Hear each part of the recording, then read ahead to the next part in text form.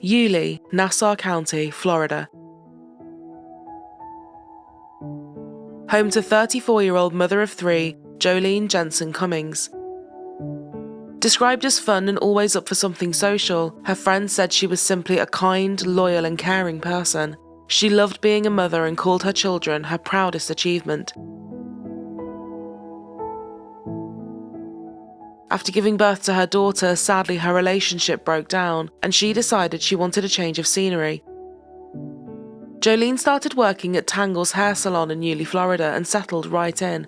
The regulars loved her and her boss Jim said she was great with clients. She could talk to anyone. She then met her husband Jason Cummings and the pair had 2 boys. Her life was suddenly busier than ever.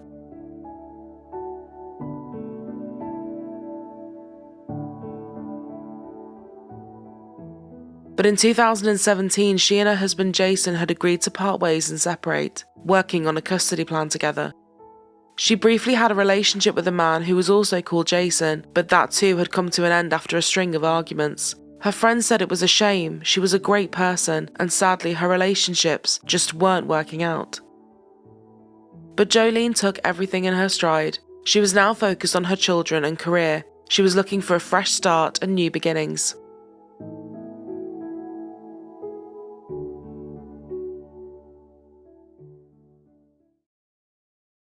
May 12, 2018. It was business as usual for Joleen as she headed into a fully booked day at Tangle's. She was already looking forward to clocking off at 5 p.m. and getting ready for the next day. Not only was it her birthday, it coincided with Mother's Day too, and she was ready to spend all day with her children and catch up with everyone's birthday wishes.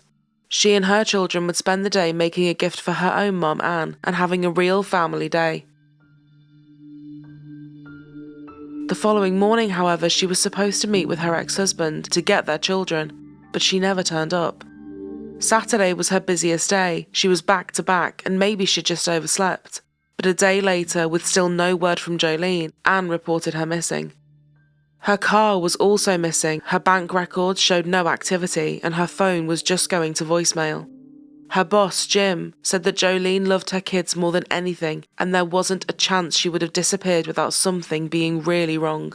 We are all very worried. It's just so out of character for her to disappear. Her life was those children, and I refuse to believe she just took off, he said. Nassau County, the Sheriff's Office wants to hear from anyone who went to the Tangle's Salon in Fernandina Beach last Saturday. They're looking for information into the disappearance of a mother who disappeared last Sunday. Joleen Cummings was supposed to pick up her 3 kids on Mother's Day, but she never arrived. Today, neighbors banded together in Hilliard to search for her. Yeah, and friends are telling me this just doesn't sound like her to disappear on Mother's Day without her 3 kids. Now, friends say this is where she works, right here, Tangle's Hair Salon. And this is where deputies say she was last seen leaving here on Saturday night around 5. Deputies say she may be driving a 2006 beige Ford Expedition with the Florida license plate number 035KBQ. A client also tells me she got her hair done on Friday by Cummings and she seemed fine, and she even talked about painting and crafting with her kids on Mother's Day. And I just spoke to Cummings' boss here just a couple of minutes ago and he says they are very worried. Something is just not right. We know there's somebody out there that knows where she's at and will do the right thing and give us a call so we can let her come home to her family. Down the street, neighbors like Lexi are also on the lookout for the young mother. We're all close-knit, small town, so if something happens, you hear about it as soon as it happens. The first 2 people they wanted to speak to were her ex-husband Jason C. and her on-off boyfriend Jason G. Jason C. was very worried and cooperative, and he came down to the station right away. He said even if things had been testing for them as they navigated this split, his family was his priority and he respected her a lot. I wouldn't throw him away. And that's my kid's mom. But what I do take seriously is my family. He had concerns about Jason G, calling him a junkie and saying he had heard bad things about the company he kept. He told police they could search whatever they wanted, his house, his phone, his car. He had absolutely nothing to hide. With a strong alibi and a look around his place, they were confident he was not involved. When it came to locating Jason G, however, this was more difficult. One of Jolene's neighbours said that on May 9th, just 3 days before she went missing, she had heard things smashing and Jolene shouting at her kids to shut the bedroom door. Alarm bells had gone off and she called the police. But once Jason G heard the officers coming, he bolted. This was a big lead and they realised he was actually wanted on an outstanding warrant anyway. Finally, deputies found Jason G hiding under some cardboard boxes inside a house and he was arrested for probation violations. He admitted they were involved in an argument after he showed up uninvited asking to stay. When she told him no, he got aggressive and started slamming things. Police commented on the scratches and marks on his arm, but he said they had come from playing with his dog. He said he would let them search what they wanted and he would take a polygraph as well. However, he had now lost his phone and couldn't tell them where he'd been over the last few days and therefore could not give them an alibi. When police pointed out how this all looked to them, he said he wanted a lawyer. He was named as a person of interest in her disappearance. Just a couple of hours earlier, deputies arrested Cummings' ex-boyfriend, Jason G., who had a warrant out for a probation violation. But deputies say he is not talking. Investigators say he was found near a wooded area in Hilliard, where deputies were searching Monday night after receiving a tip. They say G and several others are persons of interest in the disappearance. Frustratingly, tips were few and far between, with only a few coming in and none that led to anything. There were just so many gaps in this story. But on May 16th, investigators got their first break when they found Jolene's Ford SUV parked in a Home Depot parking lot about 2 miles away from her salon.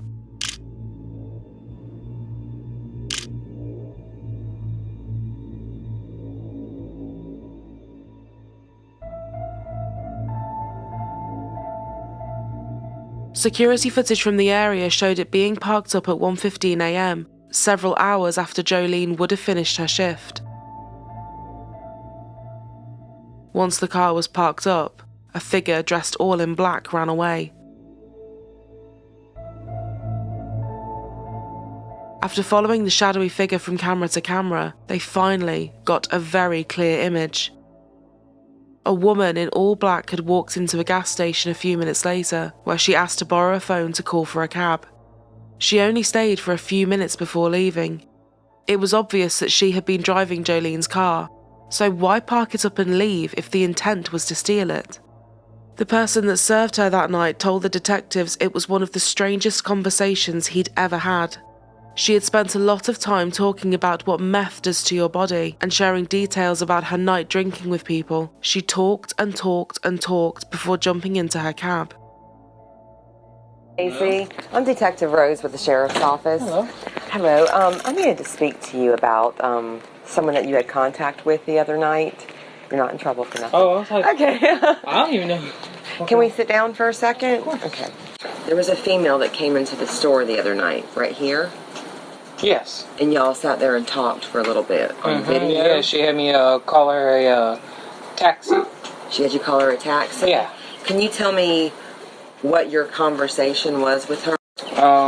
She said something about how she was out with a couple of friends drinking, and one of the friends' ex-boyfriends came around.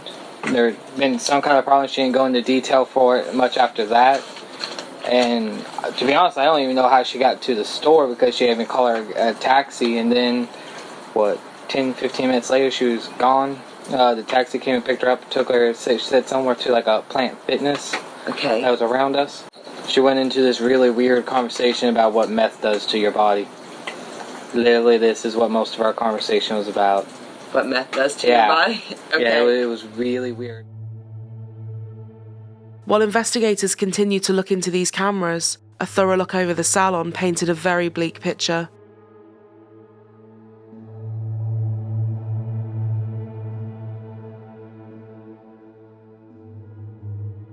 There were huge pools of blood everywhere, and even though there had been an attempt to clean it up, there was no hiding this from the luminol.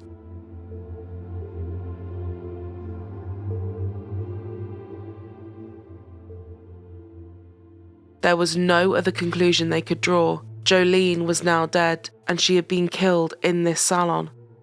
They were now happy to rule out Jason G as well, and a random break-in, because it just didn't make any sense. The manager of the salon, Jim, showed the police the work schedule, and the last person to have been working with Joleen was another stylist called Jennifer Seibert. When investigators arrived to speak with Jennifer, she wasn't there, despite being set to open that day. Jim called Jennifer just as she was pulling into the parking lot. She took one look at the police and drove back out. She then told Jim she was quitting, they'd never see her again, and she wanted her final paycheck. Detectives showed everyone in the salon the CCTV footage from the gas station, and without missing a beat, they said absolutely it was Jennifer, except she did have different hair. Jim gave them her address, but the address didn't even exist, and they had no idea where Jennifer now was. She was returning no phone calls, was the last person to see Joleen, was giving out fake addresses, and had been seen parking Joleen's car.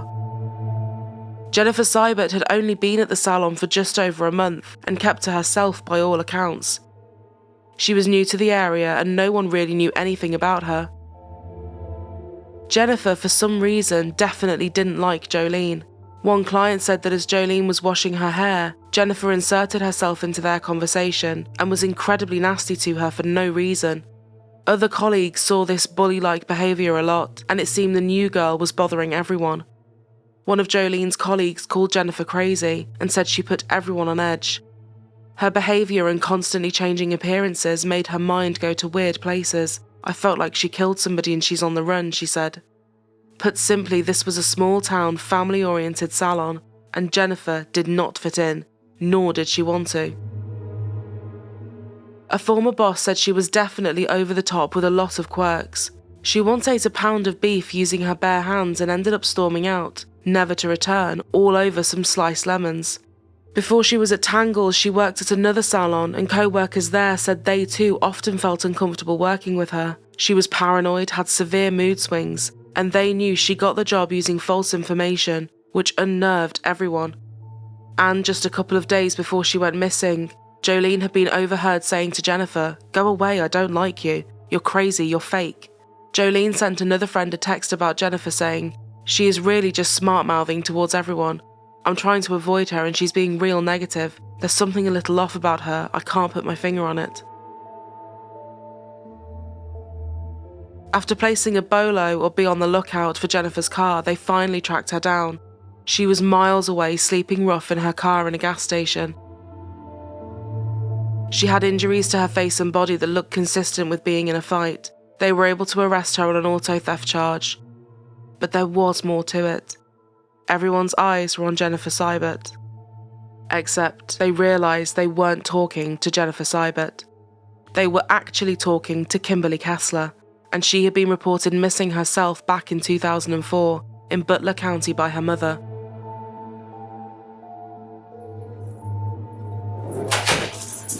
My name's Wayne, this is Charlie. We want to talk to you for a few minutes. What name do you want me to call you? Because I was talking to the detective that drove you up and he said I might have been calling you by the wrong name. When you run my fingerprints through, they come up as Kimberly Lee Kessler. I was born in May of 1968, May 9th. I am 50 years old. I've been living under this particular alias since 1999, so not quite 1999. This is aging out about 19 years. So I would prefer to be called Kim. Okay.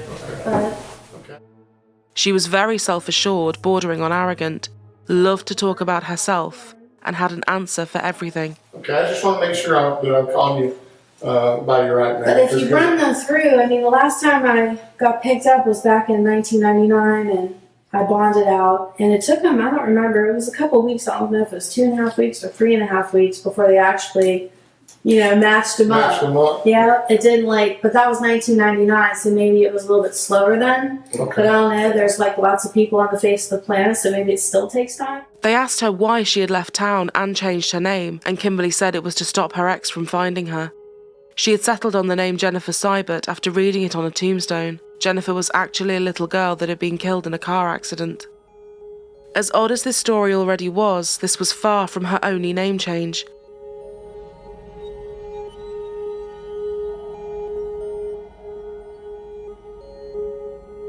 Kimberly Kessler actually had 25 different aliases, 5 driver's licenses across 33 cities in 14 states, alongside fake social security numbers. She would drastically change her appearance too, wearing different wigs and cutting and dyeing her hair, before moving away and starting somewhere new.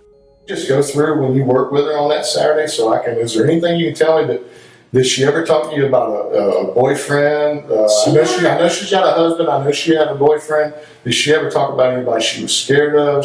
Did she ever say anything that she wanted to run away and get away from it all? I mean, I don't remember hearing anything. She would have different conversations sometimes with different clients. She was saying CPS came to her house. She was telling one client that I caught a little blip of it in between listening to YouTube and the phone ringing. And I remember hearing her say she thought her ex-husband or her husband was doing to get out of paying child support. That's all I heard, and I don't remember ever hearing about a boyfriend ever. But then again, I don't always really pay attention. Did she tell you who she was hanging around with, or was she into anything that maybe she shouldn't have been? She would just say to me, like, the time or two that she'd say, I'm just going home and having a quiet night at home, or like, I don't have the kids tonight, or, whatever, I'm just going to enjoy this. She said she had no idea where Joleen could be and didn't even admit to stealing her car, despite the cameras showing she quite clearly did. At one point, she randomly accused Joleen of being a meth addict, something which everyone said was absolutely ridiculous. But I did find a bag that I believe had crystal meth in it, just a little bit in the bottom, a tiny baggie back by the back door. did you guys ever hang out after work? Did you ever go anywhere together? There's video of you dropping her car off at the Home Depot parking lot there in Yulee and walking across and going into the gate station and getting a taxi cab back down to, they had it listed as Dick Swain's, but it was back down there to where Tangles is, okay? And that's why you're charged with grand theft auto. And I'm not trying to trick you, I'm not trying to fool you. You're opening up to me and I'm opening up to you, okay? Mm-hmm. That's the reason you're charged with that. You're not charged with anything else, okay? But something happened to Joleen. But just as they thought they might be getting somewhere, as soon as they turned the pressure up, Kimberly wanted a lawyer. Something that you didn't plan happened, but let me tell you what we did, okay? Because I just want to be honest with you, because I think something bad happened that you didn't intend to happen, but I don't think you're an evil person. I don't think you're a mean person. I think you have done one hell of a job getting through the last 25 years. So let me reply this way, and you may not like the answer. I would like legal counsel. But this was not a problem for the police, as more CCTV was starting to fill in the gaps. Near the bins around the back of the salon, she was seen throwing bags in on the day Joleen vanished. They wanted to find out exactly where the trucks had taken the bins once they had been emptied, and it led them to a huge landfill with almost 4 million pounds of trash. Their hearts sank. This was simply going to be an impossible task.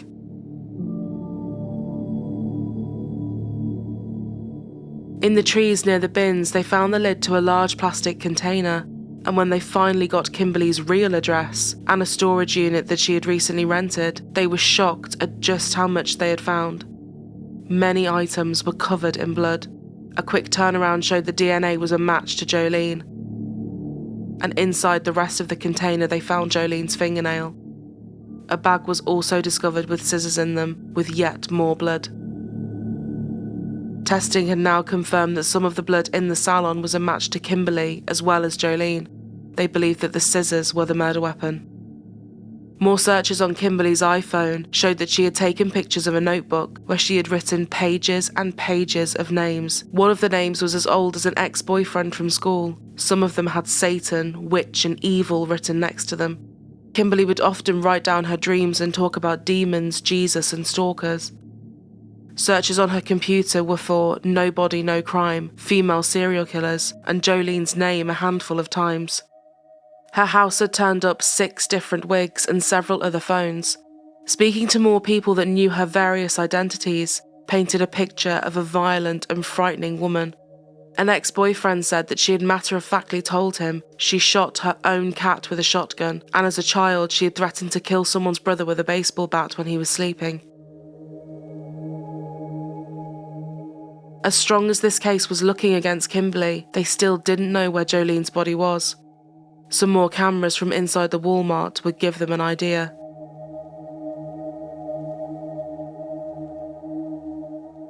Footage showed Kimberly buying $30 worth of supplies, including ammonia, zip ties, and an electric knife. This was at around 9 p.m, about 4 hours after Joleen would have finished her shift and after they believed she had been killed. Kimberly then drove back to the salon, and at 11 p.m, she was spotted throwing some very heavy bags into the bin.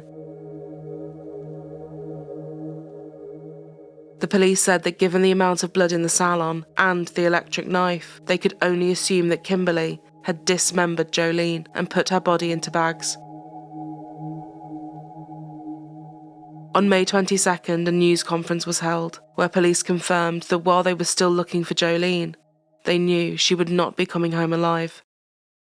In addition to following up on all leads and evidence we were receiving, this individual was known as Jennifer Seibert. We have subsequently found out that Seibert's real name is Kimberly Kessler. Through our investigation, we have obtained evidence, which we are not releasing at this time, which leads us to believe Joleen is not alive. Kessler is a suspect in the disappearance of Joleen Cummings. Sunday was a special day, not only for Mother's Day, but it was her birthday. She was born on Mother's Day.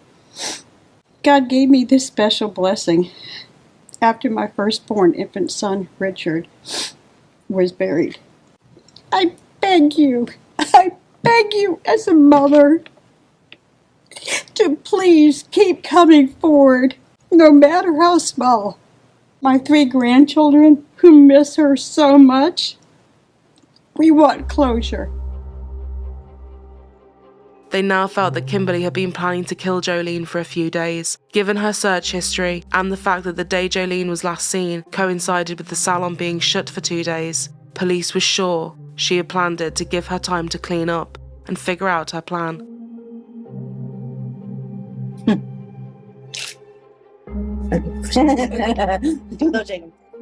Kimberly Kessler was charged with first-degree murder. And even as she sat with handcuffs on her, she was chatting and joking as if she was talking to friends. No, they feel great. You can put them on tighter if you want. Whatever you want to do. I'm at your mercy, so have as much fun as you'd like. From jail, she would often talk to reporters and her mother. She was still denying it all, and it seemed she couldn't care less about being in a jail cell. This is a prepaid call from Kim Kessler, an inmate at the Nassau County Jail. He told me that he thought you were involved, they think you're involved in a missing person there. So if you can or if you want to, please, bail me out and I can. I will. I'm just wondering. To my ability, I'll answer. I just got interrupted on the phone with a little message that they're going to disconnect the call again. It's kind of funny. They keep me in solitary confinement like it's a bad thing. It's heaven, girl. I love it. Tom Townsend told me today that, I was the front page of the newspaper. I'm all over the news. I guess I'm still, the talk of the town or something. Why would that be starting up again? There's absolutely nothing going on in the world? I say it's because it's the Illuminati. I think that her people definitely are fucking seriously involved in it, so that's just what is happening. So I got the Illuminati on my ass. Again, I can't prove it. It's just my opinion and what little bit I've seen on YouTube about some of the research I was doing on these secret societies is, nobody gets even 5 minutes worth or 5 seconds worth of airtime unless they have some sort of connection. So, well, her stepdad, I don't know what's going on with him, if he's still in the hospital or what's up. But normally to attain a position like he was running the jail, you gotta be usually a Mason or whatever. You gotta be in a secret society to hold I'm sure he is. If he's running a jail, I'm sure he is. They don't have anything on me because it's all bullshit. Somebody's just trying to Yeah, that's what I'm thinking. They're trying to collect on an insurance policy is what they're trying to do, and they have to have the insurance company's not going to fucking just pay them. They tried to set me up, but they didn't set me up that good, obviously, because the insurance company, like, they have to go to all this trouble to try to make me look bad. But I don't know what happened. All I know is that I didn't do anything. I had nothing to do with it. I have no idea, like, what they're doing. I think they just look for excuses, too, to rob and steal, because they just do all kinds of shit. They took the clothes I was wearing off my back and my shoes and stole them. My rings and my jewelry. I only had 2 rings and 1 bracelet.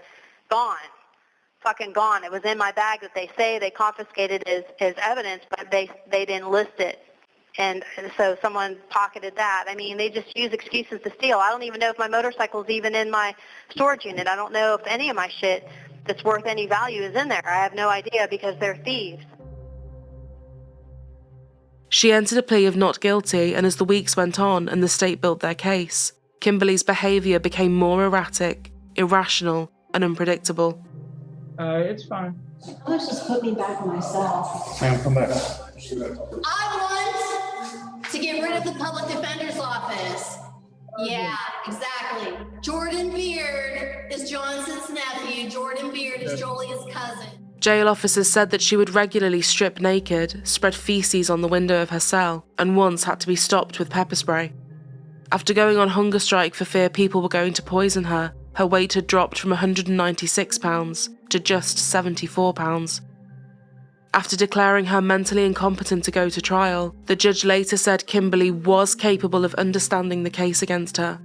The sheriff said she was playing crazy and she was acting crazy. She always thought that she was the smartest person in the room, and she knew exactly what she was doing. A psychiatric nurse said her behaviour was well thought out and clever, but just not quite enough for people in the know.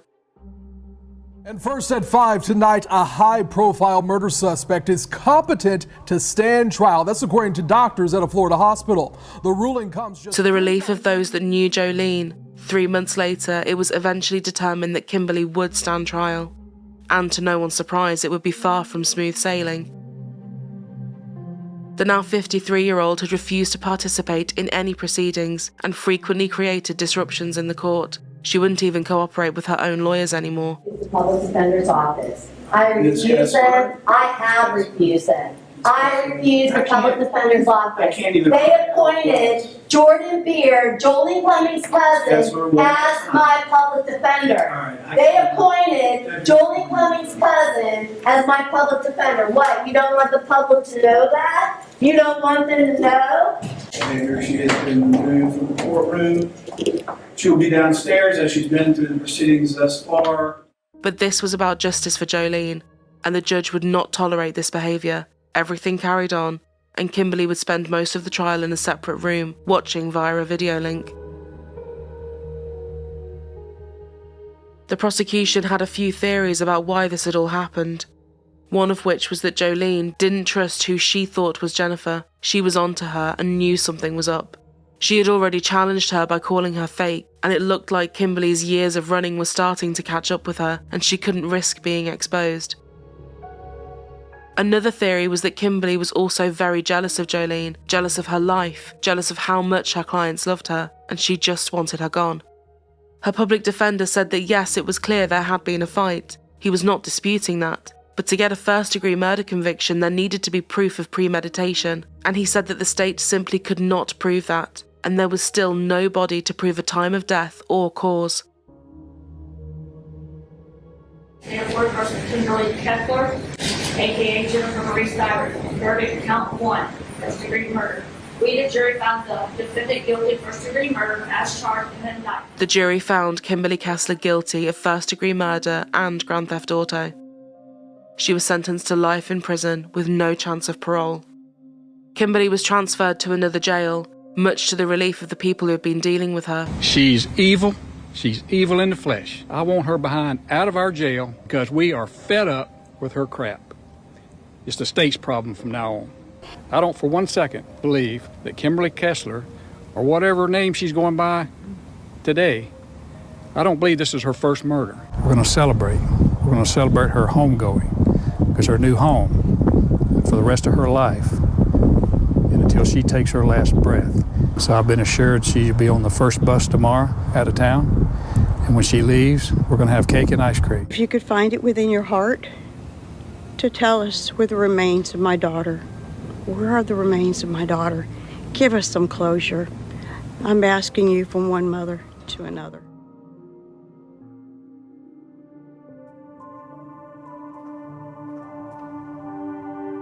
Tonight marks 411 days since Joleen Cummings was last seen in Nassau County.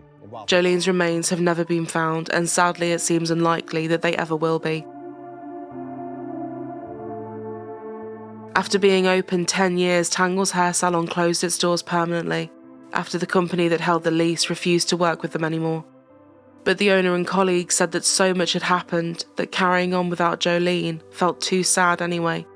It would not be the same, it's too heartbreaking without Joleen at this point anyway, said the business via a statement on Facebook. Joleen's daughter now lives with her grandmother Anne, and Joleen's sons are with her ex-husband Jason. In a recorded interview, Jason said he fell in love with her because she was such a good mother to her daughter. She taught him how to be a great dad, and he makes sure their sons talk about her all the time. If you could say one more thing to Joleen, what would it be? The interviewer asked. I don't even think you'll have enough film in that camera, Jason smiled. Anne said, the world no longer feels as safe as it once did. When your child is murdered, grief is only the beginning. But she still feels her daughter, talking to her and guiding her. The children are surrounded by Joleen's pictures. While I know Joleen's soul is in heaven, I feel her spirit is here, watching over her children. Sometimes I hear her say, Mom, do this or do that. Kiss and hug the kids for me. It brings a smile to my face and tears to my eyes.